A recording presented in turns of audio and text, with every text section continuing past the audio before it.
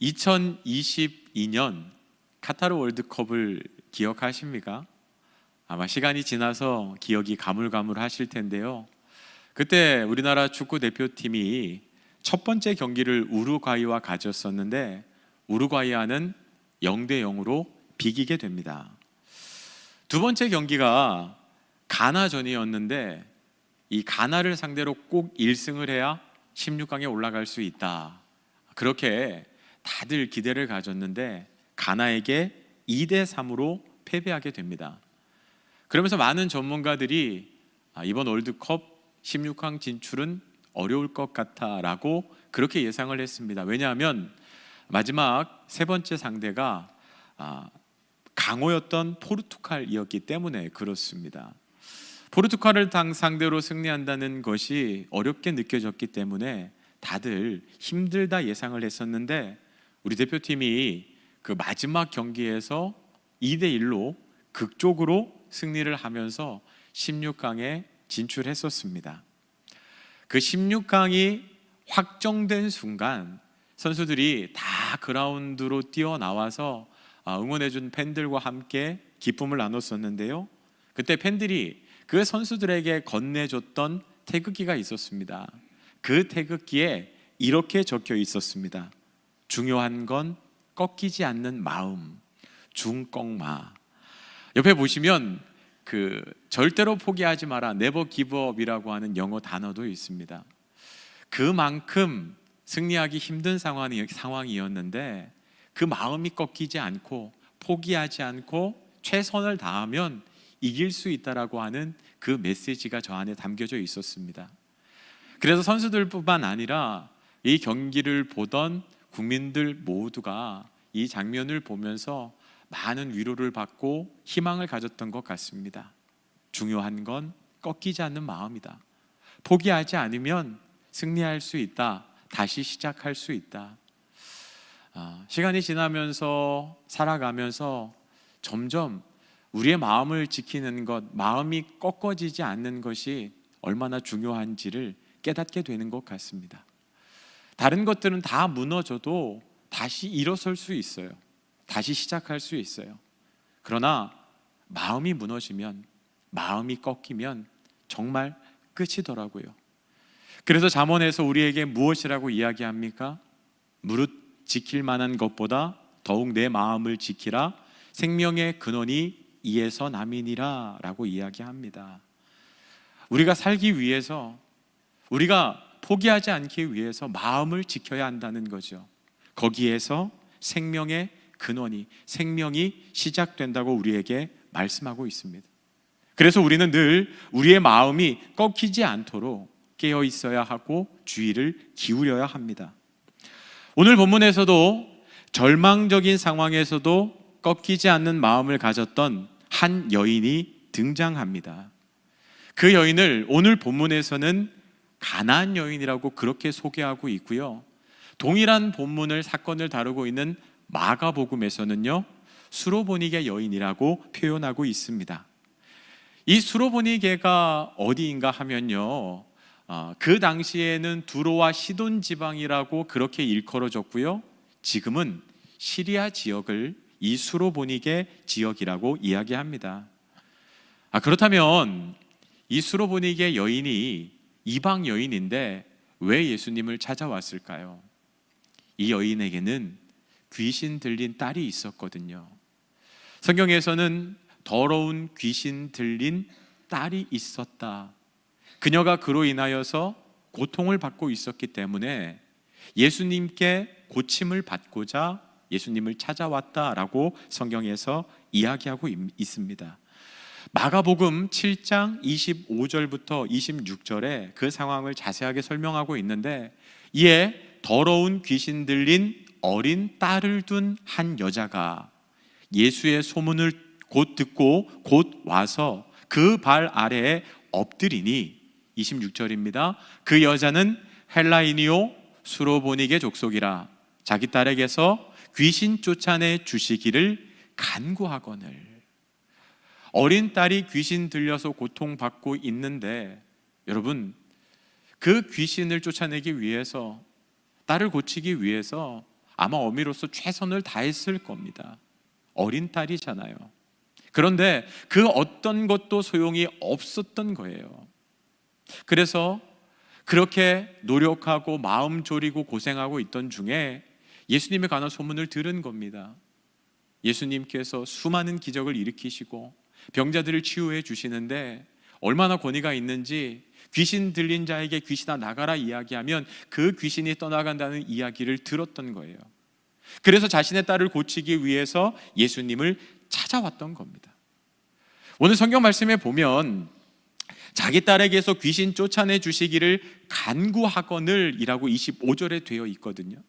근데 여기서 간구하거늘 이라고 하는 단어는 그냥 한번 찾아와서 예수님께 제 딸 좀 고쳐 주십시오, 귀신 좀 쫓아내 주십시오 라고 그렇게 정중하게 한번 부탁을 했다는 의미가 아닙니다. 이걸 헬라어 원어로 보면요, 여기에는 계속해서 간청했다라고 하는 의미가 담겨 있어요.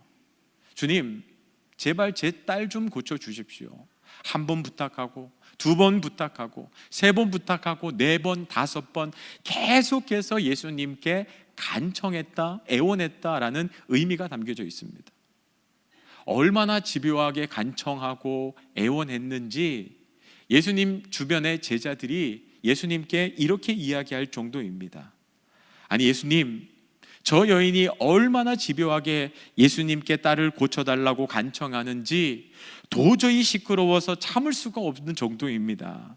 예수님, 저 여자에게 말씀하셔서 제발 가라고, 이제는 제발 좀 가라고 해주세요 라고 말할 정도로 그녀는 예수님께 간절하게 애원했다는 것입니다. 여러분, 그럼 예수님께서 어떻게 반응하실까요? 우리는 보통 예수님이라면 어떻게 반응할지 알고 있습니다.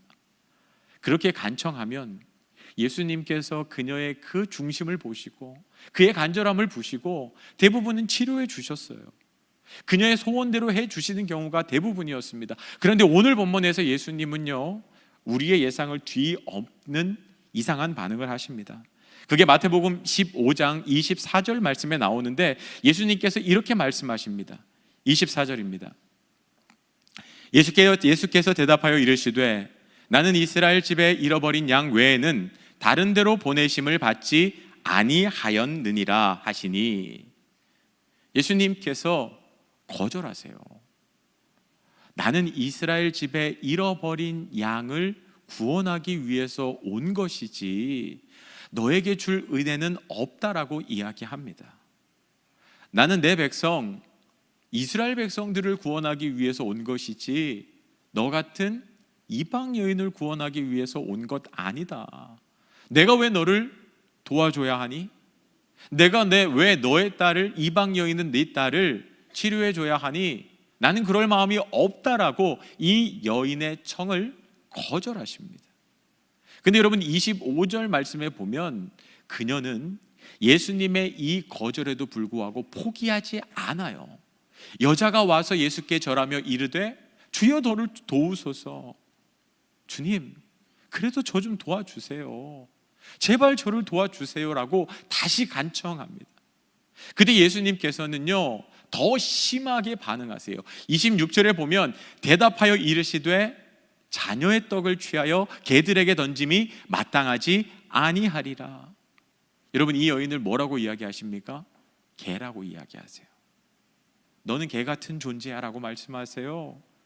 너는 하찮은 존재야, 너한테 줄 은혜 따위는 없어 라고 이야기하고 계신 거예요. 처음 예수님께서 그녀의 청에 대해서 거절하셨다면 이제는 그녀를 모욕하고 있어요. 그녀는 자신이 개 같은 존재로 취급을 받으면서 수치를 느끼는 자리까지 떨어지게 되더라는 거예요. 아니, 누가 자녀의 떡을 취해서 개들에게 던져주느냐? 너는 개 같은 인생인데, 이방인으로 더럽고 천한 존재인데 너한테 줄 은혜 따위는 없다는 겁니다. 여러분이 만일 이런 대우를 받으신다면 어떻게 반응하실까요? 화가 나지 않으실까요? 아니, 저한테 이렇게까지 하시면 안 되는 거죠. 개라니요. 사람을 우습게 봐도 분수가 있지. 아니 이렇게까지 저를 모욕하실 수 있습니까? 저한테 이러시면 안 되는 거예요. 아니 사랑이 많다 하더니 능력이 많다 하더니 다 거짓말이었네. 아니 당신이 그렇게 대단해? 나 당신 같은 사람 필요 없어. 그러면서 등을 돌리며 가버렸을 것 같아요. 보통의 사람들은 그러지 않습니까? 모욕을 당했잖아요. 거절을 넘어서 모욕을 당한 자리, 수치를 느끼는 자리, 아마 얼굴이 빨갛게 달아오르고 막 머리가 하얘지고 심장이 쿵쾅쿵쾅 뛰었을 것 같아요. 그런데 여러분, 이 여인은요 우리의 모든 예상을 뒤엎는 반응을 합니다. 27절 말씀요 같이 한번 읽어보도록 하겠습니다. 27절입니다. 시작. 여자가 이르되 주여 올소이다 마니 개들도 제 주인의 상에서 떨어지는 부스러기를 먹나이다 하니. 아멘. 이 여인은요 예수님께 대꾸하지 않습니다. 따지지 않습니다. 억울함을 토로하지도 않아요. 주여 올소이다마는 주님 말씀이 맞습니다. 그런데 예수님, 개들도 그 하찮은 개라고 할지라도 그 주인의 상에서 떨어지는 부스러기는 먹지 않습니까? 여러분, 이게 무슨 의미를 담고 있습니까? 주님, 저 주님이 말씀하신 대로 개 같은 비천한 존재입니다. 이방 여인 맞아요. 업신 여기시는 게 맞습니다. 주님 말이 다 맞는데 그래도 저는 필요한 게 있어요. 개들도 주인의 상에서 떨어지는 부스러기는 먹습니다. 저한테 그 부스러기 은혜라도 주십시오. 여러분, 이 여인의 이 고백 안에는 놀라운 믿음이 담겨 있어요. 자녀에게 줄 떡 같은 거 필요 없다는 겁니다. 부스러기 떨어진 부스러기 은혜라도 상관없다는 겁니다. 주님의 놀라운 은혜가 그 부스러기 은혜로 나에게 떨어지더라도 그 부스러기 은혜가 내 딸을 치유하게 될 줄 믿습니다. 내 딸을 괴롭히고 있는 그 더러운 귀신이 그 작은 은혜라도 바로 떠나가게 될 것을 내가 믿습니다라고 그렇게 믿음의 고백을 하고 있는 거예요. 여러분, 저는 이 여인에 대해서 묵상하면서 그런 생각이 들었습니다. 야, 어떻게 이럴 수 있을까? 속도 없나? 속상하지도 않나? 아니, 억울하지도 않을까? 이런 대접을 받았는데 왜 그녀는 그 자리를 떠나지 않고 계속해서 주님 곁에 머물러 있는 것일까? 도대체 그녀는 어떤 믿음을 가졌기에, 도대체 무엇이 그녀로 하여금 그 자리를 계속해서 지키며 예수님을 떠나지 못하게 만들었을까? 여러분, 상황을 바라보는 사람은요 절대로 이렇게 하지 못합니다. 이 상황을 바라보면 억울하죠, 모욕스럽죠, 수치스럽죠, 화가 날 뿐입니다. 그러면 바로 떠나게 되어 있어요. 이 여인에게 귀한 것은 이 여인은 상황을 넘어서 예수님을 바라보았다는 겁니다. 그녀는 예수님의 무엇에 집중합니까? 예수님의 성품요. 예수님이 어떠한 분이신지 여러분, 그것을 알면 지금 내 앞에 벌어지고 있는 상황이 아무리 이해가 되지 않고 아무리 화가 나고 아무리 속이 상하다 할지라도 그 상황을 뛰어넘어서 반응할 수 있더라는 거예요.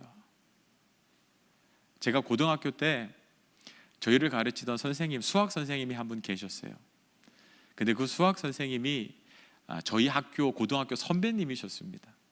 학교를 정말 사랑하셔서 그 학교에만 계셨어요.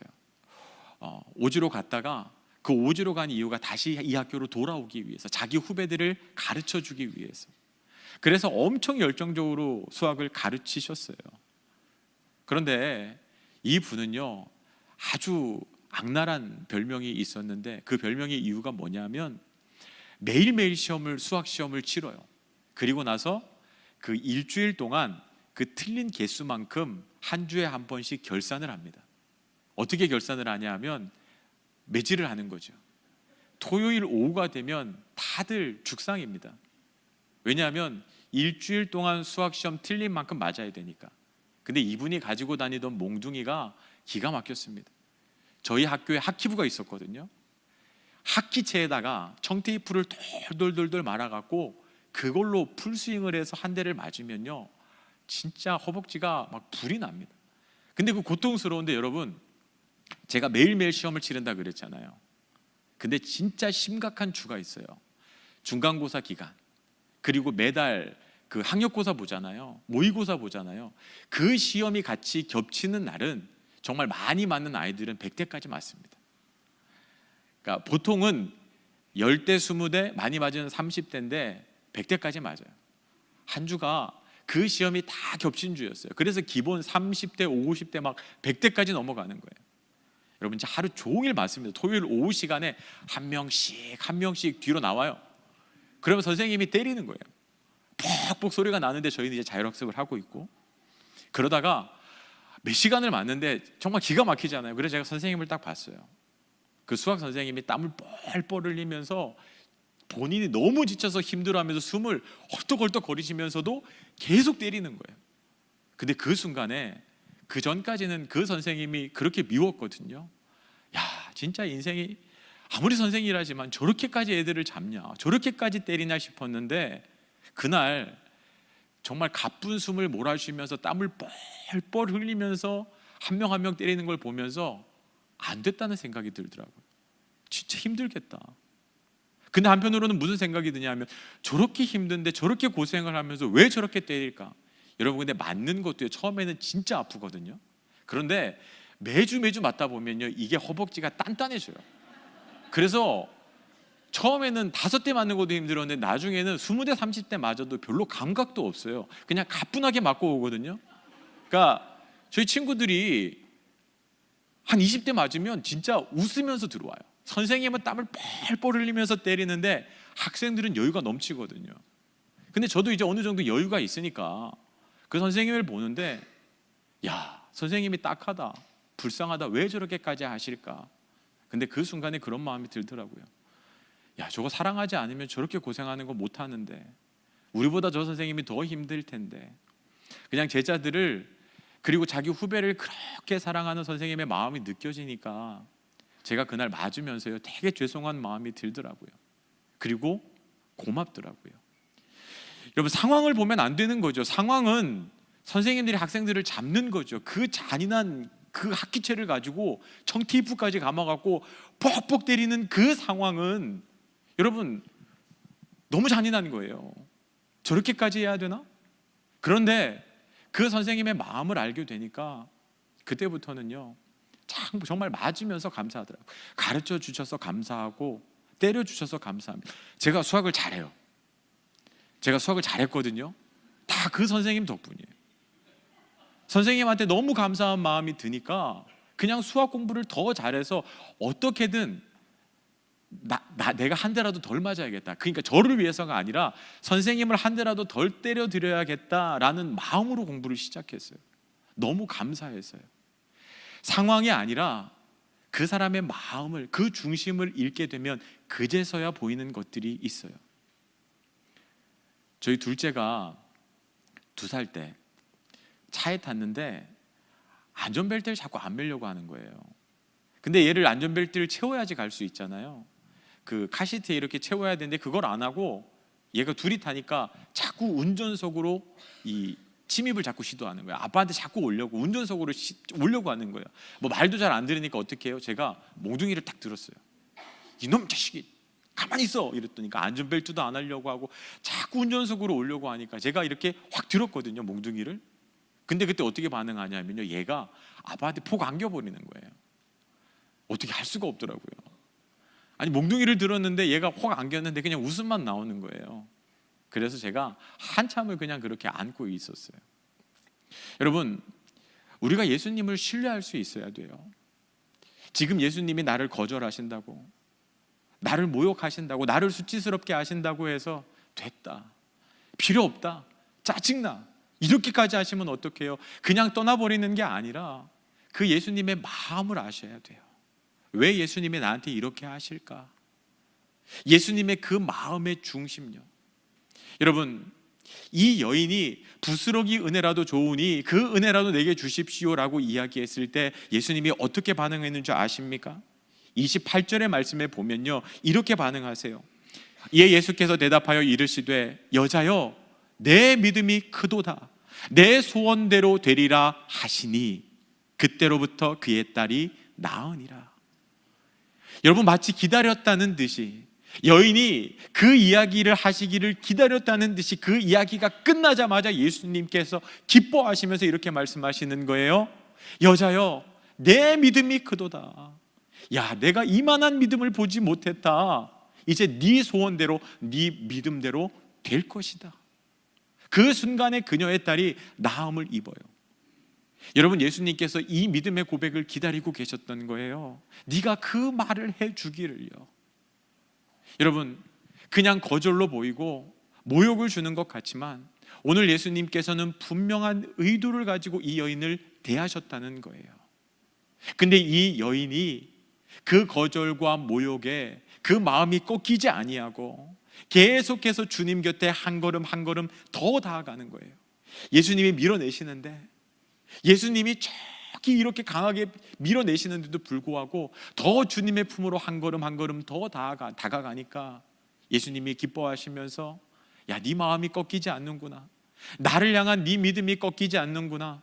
그래, 네 믿음이 그도다. 내 소원대로 될지다 라고 그렇게 선포하시고 칭찬하시더라는 거예요. 제가 이 말씀을 묵상하다가요, 이 사건이 생각이 났습니다. 2달 전부터 제가 아내와 함께 그 운동을 하고 있거든요. 헬스장에서 이제 그 개인 레슨도 좀 받아봤어요. 인생에 처음으로 운동을 한번 제대로 해보자. 이제 더 이상 아프지 말자. 그래서 이제 레슨을 받는데 그 관장님이 저한테 그런 얘기를 하시더라고요. 운동의 효과는 언제 가장 크게 나타나냐 하면, 이렇게 역기를 들잖아요. 그러면 가볍게 내가 할 수 있을 만큼 하면 이 근육이 이렇게 커지지 않는데요. 몸이 만들어지지 않는데요. 언제 근육이 커지고 몸이 만들어지냐? 할 수 있는 힘을 다 해서 최대한 무거운 걸 낑낑대면서 들다가 이제는 도저히 못 들겠다 싶을 때, 그때 한 번을 해야 된다는 거예요. 최선을 다해서. 그때 운동이 가장 효과적으로 된다는 거예요. 그러면서 저한테 이렇게 설명을 해주더라고요. 우리 몸이 이제 근육이 근섬유로 이렇게 이루어졌잖아요. 그게 끊어져야 된대요. 무리한 힘을 줘서 그 섬유 조직들이 툭툭툭툭 하고 끊어지면 어떤 일이 일어나냐면 2, 3일 정도가 지나면 다시 붙는데요. 그때는 이전보다 훨씬 강하고 두꺼운 근육들이 만들어진다는 거예요. 그러면서 제가 못 들 것 같은 무게를 들라고 시켜요. 저는 20kg만 들 수 있을 것 같은데 30kg를 가지고 와요. 하세요, 할 수 있어요. 막 격려를 해줍니다. 그럼 제가 하기 싫은데 막 해요. 그러다가 이제 도저히 못하겠다 그러면 한 번만 더 합시다, 한 번만. 그러면 자기가 옆에서 도와줘요.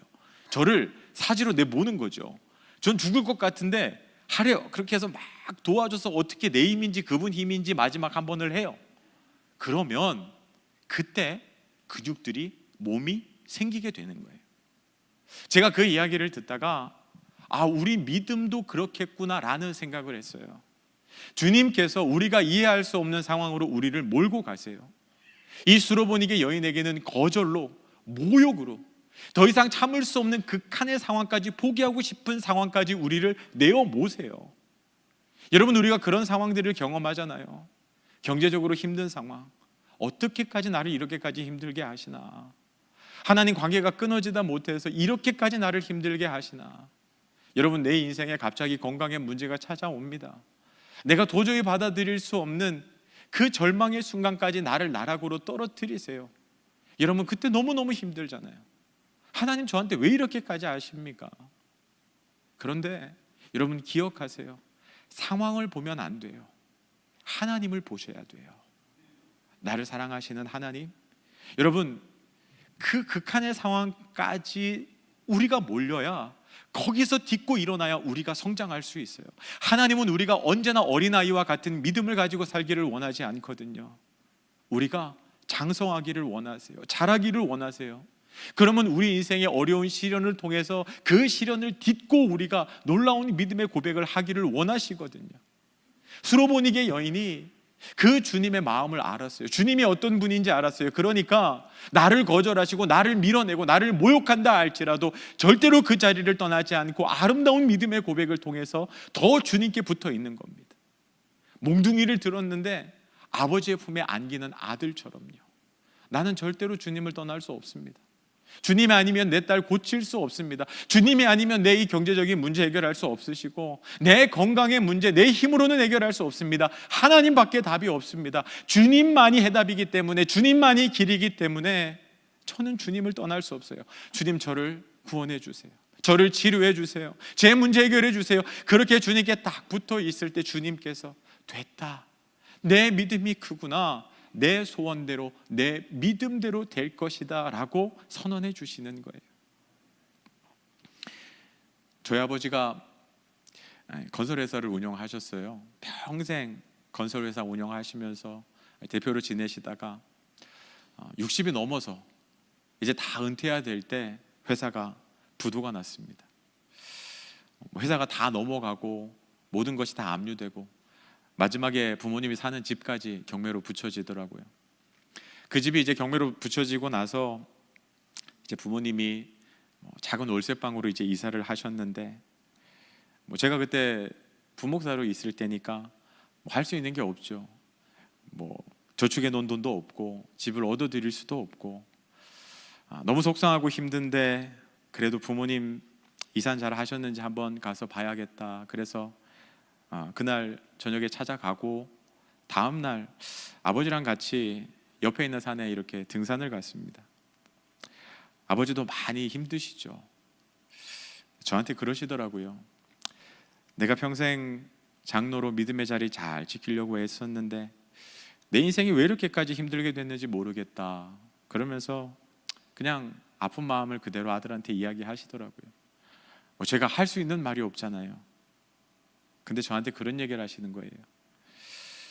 그런데 하나님께서 내 인생 이렇게 끝나게 하시지 않는다는 것을 나는 믿는다라고 이야기하더라고요. 하나님께서 내 인생 이렇게 끝나게 하시지는 않는다는 것을 나는 믿는다라고 하는 그 고백이 저한테 진짜 큰 울림이 됐어요. 여러분, 상황을 보면 정말 답이 없었어요. 아버님은 이제 은퇴할 나이가 돼서 나이가 많이 드셨는데 이제 회사는 다 날아갔고 가진 건 없고 자녀들도 부모님을 도와드릴 수 있는 형편이 안 되니까요. 상황은 정말 절망적이죠. 근데 그 상황에서 누구를 바라보는 거예요? 하나님을 바라보고 하나님을 신뢰하는 거예요. 여러분, 상황을 바라보면 답이 없습니다. 근데 하나님을 바라보면, 그 하나님을 향한 믿음만 꺾이지 않으면 그 자리에서 하나님께서 다시 시작하게 하세요. 지금은 70 중반이 되신 아버지, 그때 다 망하고 나서 그 회사 부하 직원이죠. 그 밑에 가서 처음 막노동을 시작하셨어요. 하루하루 일당 받으면서. 근데 하나님께서 길을 열어주시더라고요.